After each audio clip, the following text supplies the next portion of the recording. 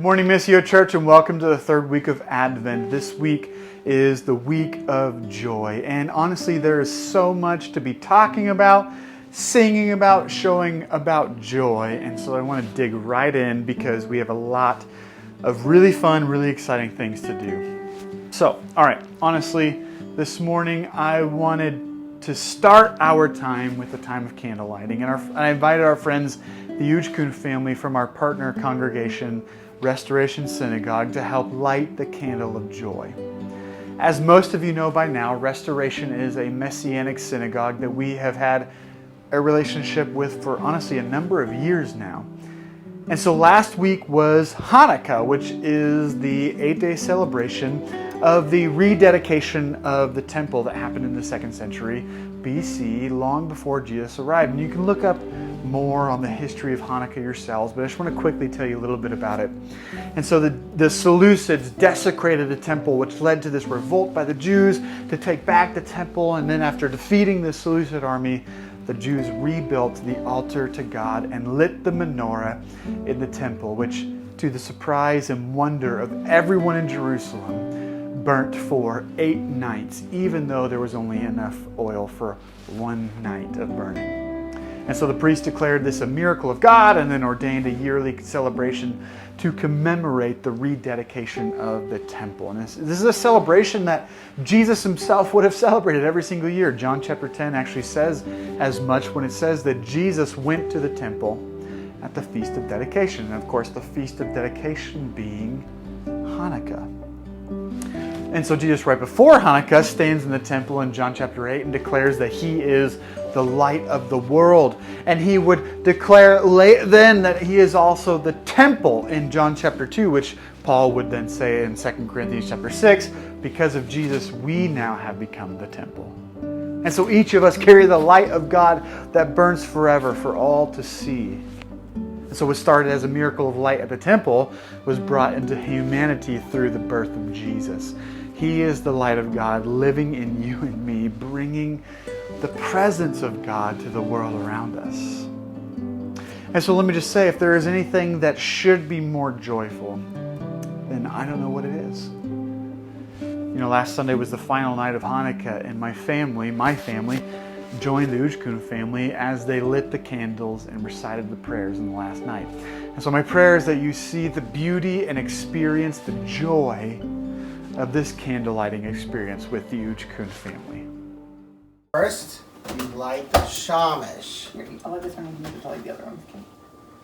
The shamash is the servant candle, and the servant candle is the one that lights all the other candles. So in the book of John, when Yeshua says, I am the light of the world, the light that lights all men, he's referring to this candle because that happens during what's called the Festival of Lights. It's Hanukkah, which denotes the Jewish people surviving and winning against Antiochus Epiphanes, who tried to wipe them out. The blessing we do, hold on. We lit the first candle, we light the shamash, and then we do the blessing. So, blessing is Baruch atah Adonai Eloheinu melech haolam Asher kitshanu b'mitzvotav V'tzivanu lehadlik ner shel Hanukkah. Amen. Blessed are you, Lord our God, King of the universe, who sanctified us with his commandments and commanded us to kindle the lights of Hanukkah. So it says, commanded us to light the lights of Hanukkah. There is no commandment. That's just a tradition. Yeah.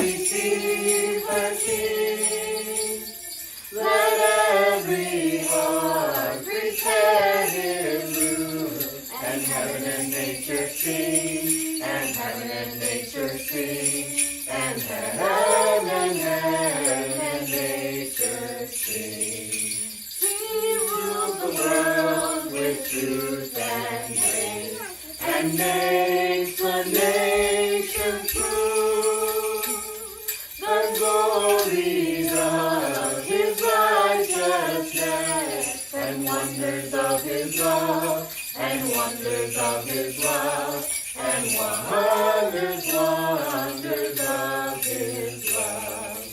No more the sin and sorrow reign. The nations he comes to make his blessings flow, far as the truth is found, far as the truth is found, far as the truth is found. Dang it, I thought you were recording.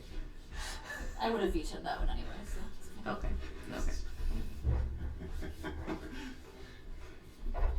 Alright. Smile.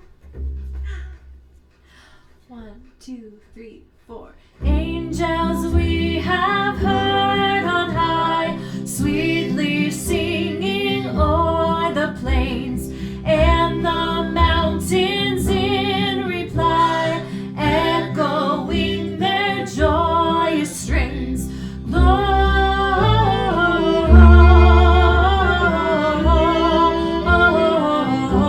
Gloria in excelsis Deo. Gloria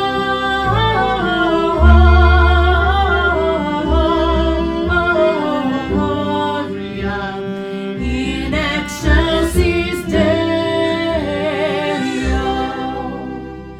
Come to Bethlehem and see Christ, whose birth the angels sing.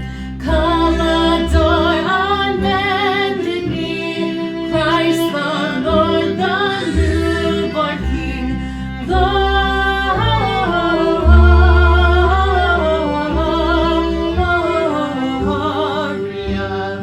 in excelsis Deo. Gloria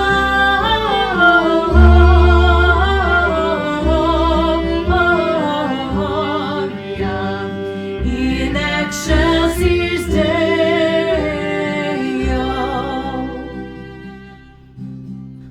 See him in a manger laid, whom the choirs of angels praise. Mary, Joseph, lend your aid, while our hearts in love we raise.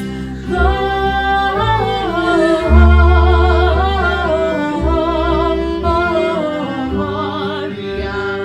in excelsis Deo.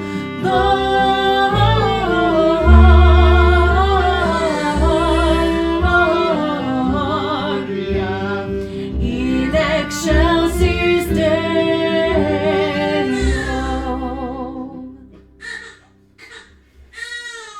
I can hold her. I mean, it's an appropriate background Baby noise. Jesus! Yes. Yeah.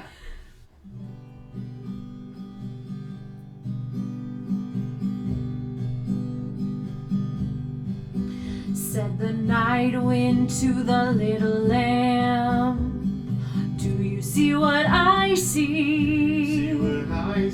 Way up in the sky, little lamb, do you see what I see? A star, dancing in the night, with a tail as big as a kite, with a tail as big as a kite.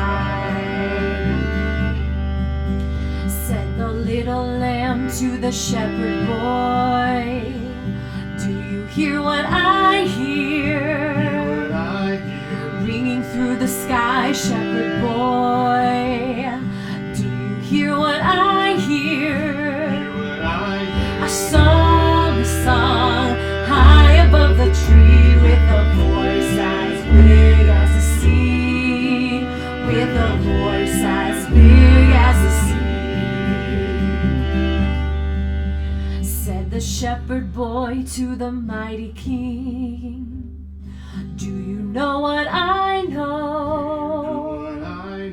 In your palace warm, mighty king, Do you know what I know? Know what I A child shivers in the cold. Let us bring him silver and gold. Let us bring him silver and gold. Send the King to the people everywhere. Listen to what I say. what I say. Pray for peace, people everywhere. Listen to what I say. What I say. The child, sleeping in the night. He will bring us goodness and light. He will bring us goodness and light.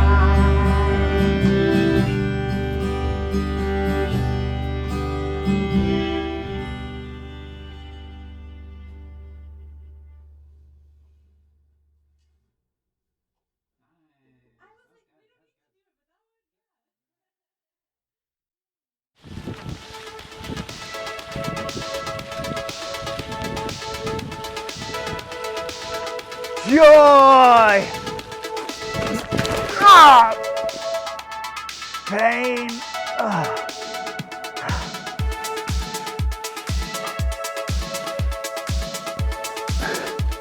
Joy! Yes, your joy and your joy. Ow, ow, ow. Your joy and your, no, not you. Your joy. You're all joy. You're all joy. Joy. Well, hello again. As you guys know by now, we're talking about joy in this third week of Advent. You know, joy is something that we all recognize when we see it in others, but at times it can feel like a mystery in ourselves. It's like we can pinpoint those past experiences of joy, and we either like laugh because they were beautiful moments, or we smile because they were happy, or we cry because they were genuine moments of unbridled comfort and bliss that we long to experience again. And I know that it can feel hard in the present moment to see joyful moments, and if that's you, you're not alone in that. But there is a joy that we can experience right now together that we want to talk about this morning. You know, this summer we were getting ready for a backyard worship at Missio on gratitude. And I remember it clearly. I had everything ready for all of you to come to my backyard to talk and discuss gratitude, which is honestly a form of joy. And so I woke up at about 5 a.m. that morning to a text from our neighbor that said that our cat had been hit by a car. And so before the kids woke up, I buried her, and then we told the kids before all of you guys came over everything that happened, and it was this floodgate of grief that unloaded. And I remember talking with Tara that morning on the phone, saying, how am I supposed to talk about gratitude and joy when my family is feeling wrecked right now? I mean, we loved our cat. She was wonderful and beautiful. We loved her dearly. But there was something that happened that day as you all came over in this moment of grief and heartbreak for our family that I'll never forget. You know, I realized that joy for me is different when you all are there. My heart hurt that morning, and most of you may not have known what was going on, but honestly, just being together with you, singing with you, praying with you, talking about Jesus with you, I realized something that morning. That yes, my heart hurt, and yet I didn't want to be anywhere else than that, in that moment right there with you. Because in that moment with you, we together experienced joy in the midst of my family's sorrow. You know, the question we ask right now is, how is it possible to experience joy when there is so much that is wrong in the world? And see, one of the things faith brings is a joy that is not contingent on happy circumstances, but rather on the hope of Jesus' love and His promises. And then the connection that comes with His family. It's a choice to acknowledge the redemptive work of Jesus accomplished on our behalf, and then to realize the beauty of being a part of a community of faith with others who may not be feeling the exact same sorrow as you, but I promise you that they're feeling some nonetheless. This is what is unbelievable about joy. It is something that you don't have to wait for joy to show up. You can choose to experience it no matter your circumstances. Now, the question that we all want to ask is, so then, are we just supposed to then turn that frown upside down, basically ignoring when bad or challenging things take place around us? And the answer to that is, of course not. Paul himself in 2 Corinthians chapter 6 describes the feeling of sorrow at this up and down nature of life in the world, and especially when it comes to following Jesus. He says, look, I'm sorrowful, yet I'm always rejoicing. And see, it wasn't some sadistic longing for persecution or suffering that caused Paul to say this. It was his understanding that the presence of God was always with him, no matter if things were good or if they were bad. It was God with him. It was Emmanuel, God with us. And see, there's that word again that we have seen all throughout Advent. Emmanuel, God with us.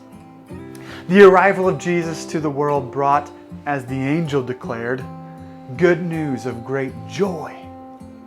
See, it wasn't a momentary feeling of gladness, although I can only imagine that feeling bursting forth from anyone who had the chance to witness this moment, but it was joy because it brought the promise of God with us forever, no matter what happens to us, that God would be with us. Jesus himself didn't always feel the emotions of joy in the face of hardship. While in the garden, Jesus knew, that the moment of his suffering was near, and then he knelt down with God, asking if there was in fact a way out of this, and yet knowing that there was none, he rested in the comfort of God's presence with him and kept moving forward. See, this was maybe not a happy moment for Jesus, but one that he knew joy because of God's presence with him. We've looked often during Advent at the story of Luke chapter 2 of Jesus' birth. And do you guys remember what the angels say to the shepherds as they are announcing the arrival of Jesus? The shepherds are terrified at the sight of the angels, and the angels say, "Don't be afraid. I bring you good news of great joy for all people." And you know what that term good news is? It's the word gospel in English, and it meant good news. And so when we talk about the gospel, this is it. It's God with us. It's Jesus who came to earth to bring hope and peace and joy and love to the world. Not a joy of a momentary bliss, but a promise of God's presence with us, never leaving us. In your hurt, in your seasons of doubt or uncertainty of God, the advent of Jesus promises God's presence with us forever. And see, joy is found in trusting that when perhaps nothing else makes sense, the presence of God with you always will. See, joy isn't ignoring what's wrong in the world. Rather, it is believing that no matter what is wrong with the world, no matter my own fears and my own brokenness, that Jesus is and always will be Emmanuel, God with us. And he is creating something good in this broken world, even when I don't see it right away. Joy. We don't have to wait for it to happen to us. We can actually have the ability to choose it in Jesus, in trusting in his good work in us and around us. Before we spent time asking what brings us joy. Is it art? Is it being with your kids, friends, ice skating, fantasy football, or maybe it's a good steak, or perhaps it's actually something a little bit more than all of those. I want you to take a look at the room around you, the people in the room. And if you're by yourself in a room, then think of the people that are closest to you right now. And so honestly, go ahead and just take a look at the people around you. Because see, what I need you to know is something very, very important. Is that being church, being a community of faith with you, that brings me great joy. When I think of the things that bring me joy, I think of Jesus and I think of you. What I believe is that when Jesus thinks of the things that bring him joy, he too is looking into each of our homes right now, and he's looking right at you. We are the joy of God. You are. I am. It is a joy to be in this community of faith with you. You know, for our benediction, I wanted to retell the words of the angels to you.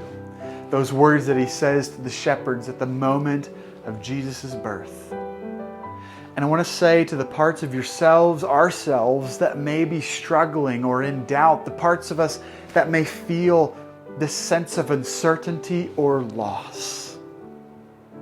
Do not be afraid. I bring you good news that will cause great joy for all the people, because the day in the town of David, a Savior has been born to you. He is the Messiah.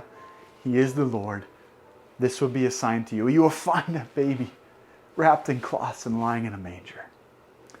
Glory to God in the highest heaven, and on earth peace to those on whom his favor rests.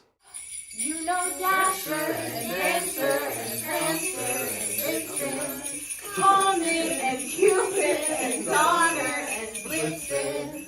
But do you recall the most famous reindeer of all?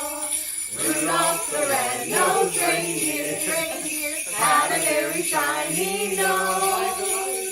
And if you ever saw it, you would even say it glows. All of the other reindeers used to laugh and call him names. They never let poor Rudolph join in any reindeer games. Then one foggy Christmas Eve, Santa came to say, ho, ho, ho, Rudolph, with your nose so bright, won't you ride my sleigh tonight? Then all the reindeer will kiss as they shouted out with glee. Yippee! Rudolph the red-nosed reindeer, you'll go down in history. Thumpity thump thump, look at Frosty go. Thumpity thump thump, thumpity thump thump, over the hills of snow. Frosty the snowman was a jolly jumping soul, with a corncob pipe and a button nose and 2 eyes made out of coal. Frosty the snowman was a merry tale, they say. He was made of snow, but the children know how he came to life one day. There must have been some magic in that old soup hat they found. For when they placed it on his head, he began to dance around. Oh, Frosty the snowman knew the sun was hot that day. So we said, let's run and we'll have some fun now before I melt away.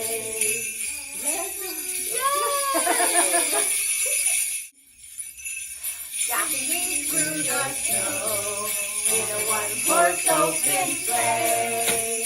O'er the fields we go, laughing all the way. Ha, ha, ha! Bells on bobtail ring, making spirits bright. What fun it is to ride and sing a sleighing song tonight. Oh, jingle bells, jingle all the way. Oh, what fun it is to ride in a one-horse open sleigh. Hey! Jingle bells, jingle all the way. Oh, what fun it is to ride in a one-horse open sleigh.